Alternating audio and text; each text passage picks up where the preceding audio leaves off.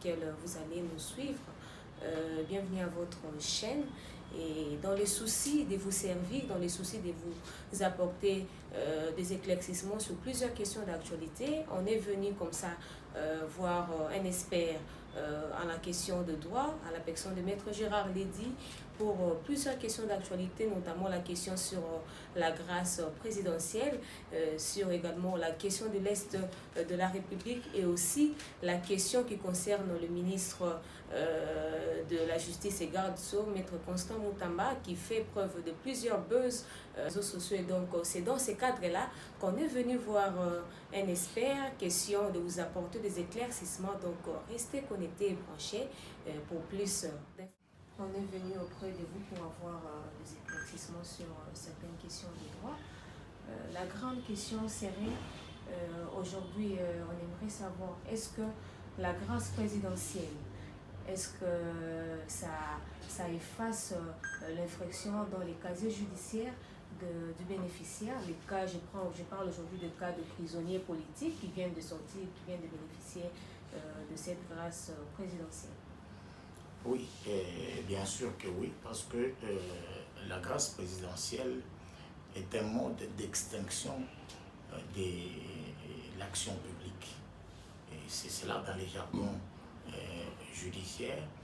C'est une décision qui émane du président de la République, qui exonère la personne qui a été condamnée de l'exécution de toute sa peine. C'est ce que cela signifie. Et donc une personne qui a été condamnée par une décision définitive, et la décision du chef de l'État vient donc effacer, vient délégracier. Donc c'est ça les termes simplistes. Quand quelqu'un est gracié, c'est qu'il a bénéficié de la gentillesse ou de la magnanimité de l'autorité. C'est ce que cela signifie dans les jargons, parce que c'est un mode d'extinction de l'action publique. C'est ce qui veut dire que cette personne-là ne peut plus être poursuivie pour l'infraction pour laquelle il a fait l'objet de condamnation. Donc ils peuvent même occuper de grandes fonctions dans les pays, même voire même si oui, bien sûr, parce que la décision, la décision du chef de l'État met à néant tout ce qui a été prononcé comme peine. Et c'est comme ça qu'on parle de la grâce. Est-ce que c'est un exemple dans les cas? Parce qu'aujourd'hui, la population trouve ça un peu exagéré. Quelqu'un qui fait la prison, quelqu'un qui commet une infraction, mais le président de la République fait grâce à cette personne et on sera surpris dans les jours qui viennent, on voit cette même personne occuper de grands postes dans le gouvernement. Bon, ce que fait le chef de l'État, ce n'est pas une décision politique parce que tout le monde devient malheureusement juriste. Parce que la grâce, ce n'est pas le seul mot de l'extinction. À part la grâce, nous avons la prescription, parce qu'il faudra aussi que les gens soient formés pour connaître le contenu de certaines notions de droit. Parce que les gens confondent les droits parfois avec la politique. À côté de la grâce, nous avons l'amnistie, nous avons la libération conditionnelle, nous avons la prescription. Et ce sont des modes d'extinction. Donc ce n'est pas une invention pour que les gens puissent dire, voilà, c'est le droit qui a été créé ainsi. Ce n'est pas une invention du chef de l'État pour dire, voilà, ce sont des considérations sociétales pour dire, voilà, telle personne a été graciée, mais la procédure est celle-là.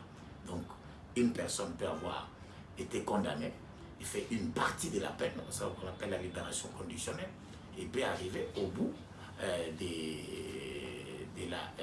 le fait qu'elle ait purgé une partie de la peine, cette personne-là peut sortir. Une personne, au bout d'un délai prescrit, peut également ne plus être poursuivi. Donc ce n'est pas seulement un cas isolé, mais c'est un cas qui est déjà prévu. C'est ce qu'on appelle en droit pénal général le mode d'extinction de l'action publique. Mais ce n'est pas une invention pour que les gens puissent regretter. Non, c'est la conséquence des notions déjà prévues par les législateurs. Parce que là, je dirais, vous ne parlez pas à vos collègues juristes, vous vous adressez à la population qui ne maîtrise pas, si je peux dire, les notions de droit, les articles, comme vous venez de le dire. Oui, c'est-à-dire la population doit savoir qu'il y a des méthodes, qu'il y a des modes d'extinction qui effacent totalement ou partiellement les sanctions prononcées contre un individu. Ce sont des notions de droit qui ont été prévues depuis. Donc on ne peut pas aujourd'hui, quand les chefs de l'État, parce qu'au moins c'est pour la première fois, quand même il faut féliciter les chefs de l'État, parce que beaucoup de ses prédécesseurs ne le faisaient pas. Ne le faisaient pas.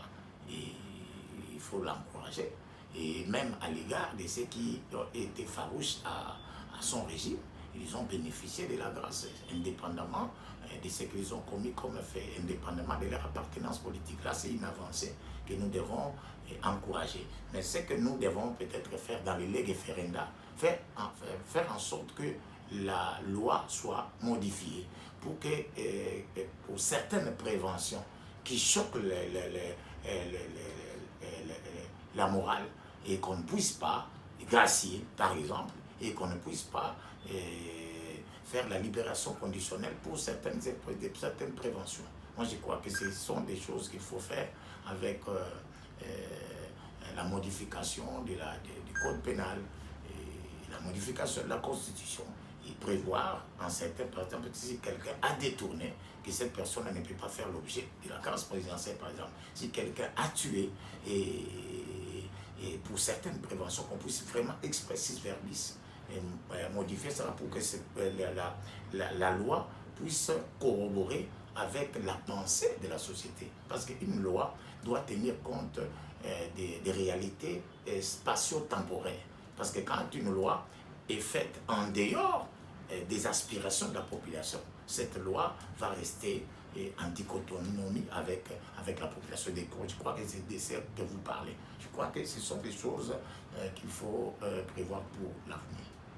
Alors, maître, j'aimerais aussi qu'on puisse aborder la question qui concerne votre ministre de tutelle, le ministre de la Justice et garde dessous, Constant Montamba, qui fait aujourd'hui preuve de contestation, preuve de comportement que la population trouve peut-être dans normal. Parlons du cas proposition des millions que le ministre fait à l'égard de toute personne qui essaierait de l'aider dans l'arrestation des gens cités, notamment Péron Ouara et les Corneille Nanga et consorts. Comment jugez-vous cette démarche? Est-ce que la loi manque d'autres stratégies, la justice manque d'autres stratégies pour appréhender ces derniers? Il faut seulement que la population que nous sommes, parce que vous faites aussi partie de la population que nous sommes puisse aider la justice dans cette démarche. Oui, parce que le problème aussi, c'est que la loi, parce que moi je ne parle pas de la contestation, moi je crois d'ailleurs que c'est les ministres les plus en vue, c'est celui qui pose des actes qui sont concrets. Moi j'ai une opinion contraire, de faire croire à l'opinion que le ministre ne travaille pas bien. Il a sa méthode, Moi je crois qu'il a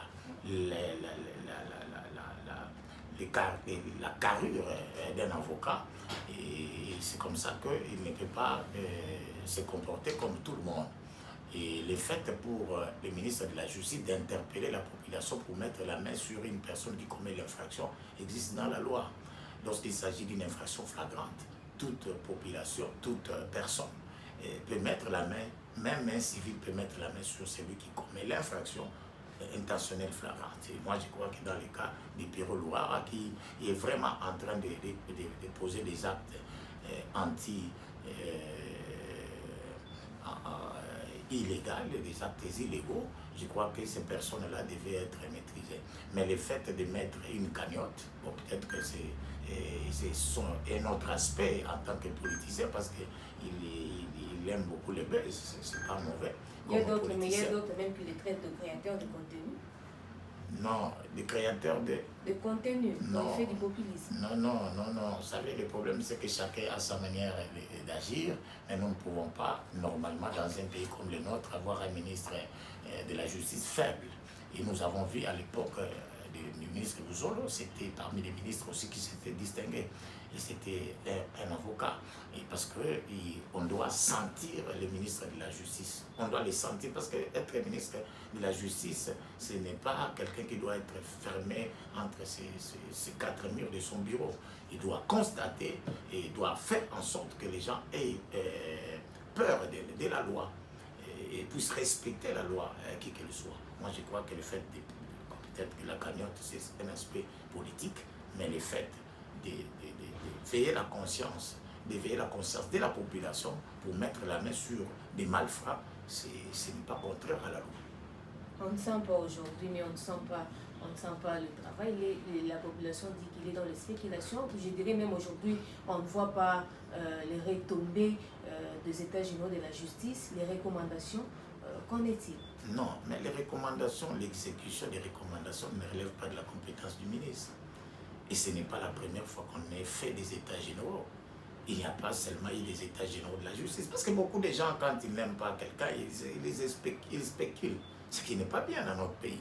Mais quand quelqu'un a une vision, je connais parce qu'avant, les gens contestaient le fait qu'il y avait beaucoup de gens qui n'étaient pas condamnés, qui étaient en prison.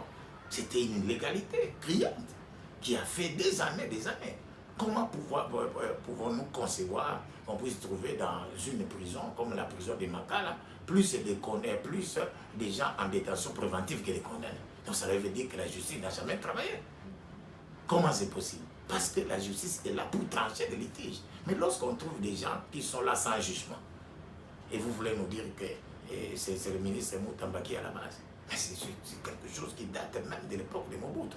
Et il y a des gens comme ça qui font 20 ans, pour 15 ans, 10 ans, pour des faits et dont la sanction est peut-être de 2 ans. C'est pas normal. Et la justice ne peut pas, on ne peut pas utiliser la justice pour des fins du ventre, pour des fins financières. Il faut mettre fin à ça. C'est cela. La justice est faite d'abord principalement pour les faibles, pour tout le monde. Mais lorsque la justice est faite seulement pour les faibles, on ne fait rien. Donc il faut quand même quelqu'un puisse stigmatiser cela. Et le ministre, quand il ne fait rien de mal. En tout cas, c'est une personne à encourager. Au moins, vous avez un ministre qui est pragmatique, qui est sur le terrain, contrairement à d'autres qui ne font pas. On ne peut pas l'aimer, et il peut ne pas être de la famille politique du chef de l'État, mais il fait bien le travail. Donc aujourd'hui, le ministre a proposé la loi de la création d'un parquet financier. Pensez-vous que cela va résoudre le problème de la corruption ou bien vous avez un autre avis? Non, moi je crois que les parquets financiers, c'est avoir une structure supplémentaire pour rien. Nous avons les CNRF qui peut bien faire ses travaux à condition qu'on puisse, que cette structure ait des moyens. Parce qu'il y a déjà une structure qui le fait. Il y a la Cour des comptes. Parce que avant, on ne savait pas que la Cour des comptes existait. C'est le travail de ces deux institutions au lieu que de laisser seulement la charge à l'IGF. Parce qu'on doit plutôt renforcer la moralité au niveau de l'IGF. On doit renforcer les magistrats au niveau de la Cour des comptes et au niveau du CNRF. Donc nous n'avons pas besoin. C'est en fait, en quelque sorte, toutes ces structures-là qui constituent déjà un parquet financier. Nous n'avons pas besoin d'une autre structure, alors que nous avons des structures déjà qui travaillent bien, à l'instar de l'IGF et de la Cour des comptes. Donc il faudra mettre des moyens à la disposition de toutes ces structures-là qui font déjà le travail. Au lieu de créer des structures qui peuvent être budgétivores pour rien. Alors, maître, pour finir, peut-être votre lecture par rapport à la situation de l'Est. Oui, notre lecture est le soutien total au chef de l'État. Parce que, vous savez, diriger un pays comme la République démocratique du Congo n'est pas une mince affaire. Et depuis qu'il a pris les rênes de ces pays, il n'a connu que des blocages. Et on a toujours cherché à tout prix à l'empêcher à réaliser sa vision. Et malheureusement, avec l'appui de certains compatriotes, c'est quand même anormal. Et nous avons assisté pour une première fois dans notre pays à une passation pacifique des pouvoirs.